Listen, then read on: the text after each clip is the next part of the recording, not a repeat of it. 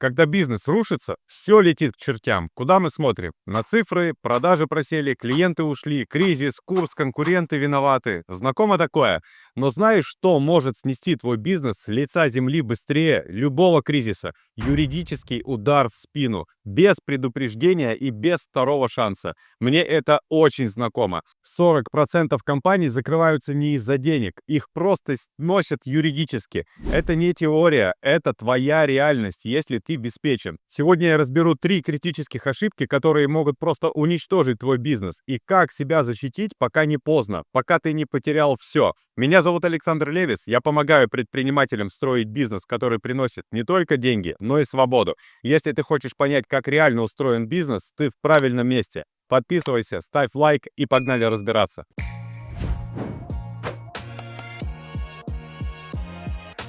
Ошибка первая. Бизнес на коленке. Слушай, мы строим бизнес с витрины, а не с фундамента. Логотип, Инстаграм и вроде все. А под капотом юридический ноль. Все почему-то думают, что пронесет или потом решим, но на практике не проносят. У тебя есть договоры с каждым подрядчиком или клиентом. Знаешь, что написано у тебя вообще в уставных документах?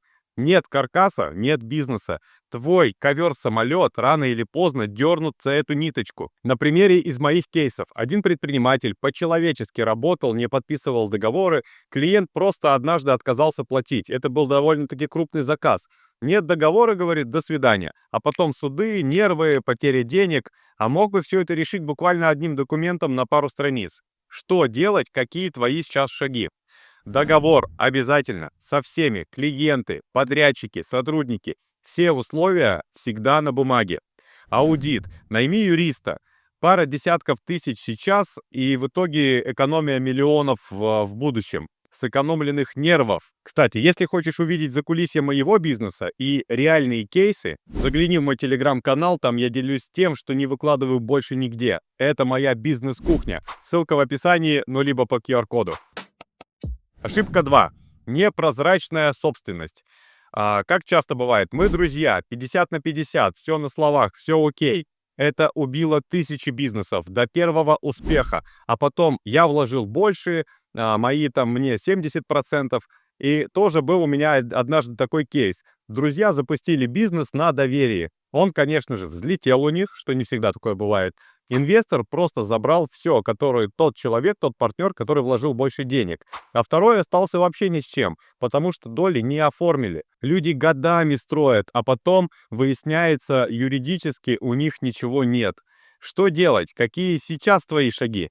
Фиксируй доли и обязательства. Четко, в бумагах, корпоративный договор. Все сценарии, кто что вкладывает, что при выходе партнер получает, либо отдает. Контролируй доступы, не раздавай доверенности. И часто такое бывает, когда подписывают друг другу доверенности, а потом даже не подозревают вообще, какие последствия это может создать. Думаешь, это паранойя? Все, кого кинули, тоже так думали в начале. Если тебе реально интересно построить бизнес правильно и без ошибок, заходи на мой одноименный проект «Система». Там я разбираю по полочкам не просто что делать, а именно как все это делать. Ссылка в описании. А мы идем дальше. Ошибка 3. Беззащитность перед внешним миром. Ты крут в продукте, продажах, команде, но одна буквально юридическая ошибка, все, просто сразу game over. Ты даже не поймешь, откуда прилетело. Клиент подал в суд, ты проиграл. Твой бренд конкуренты зарегистрировали на себя. Просто вперед успели. Бухгалтер забыл там до начисления, либо он тебе приносил какие-то отчеты, а в итоге там через полгода тебе прилетает там на пару миллионов до начислений. Такое очень часто бывает.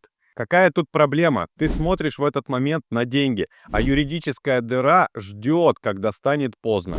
Что делать? Какие твои здесь шаги? Проверь отчетность, желательно сам или через аудит. Зарегистрируй бренд, если это важно и нужно, если ты собираешься действительно расти. Это защита твоих миллионов в будущем. Аудит структуры проведи. Где твои риски? Права на интеллектуальную собственность. Кто им владеет? Кто владеет сайтом? Кто владеет какими-то креативами, логотипами? Ты или какие-то исполнители, или твои сотрудники? Мне один клиент как-то сказал такую фразу.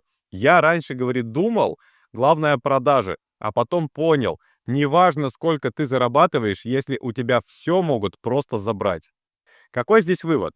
Либо ты управляешь рисками, либо однажды начнут управлять тобой. И это будет очень больно, уж поверь мне.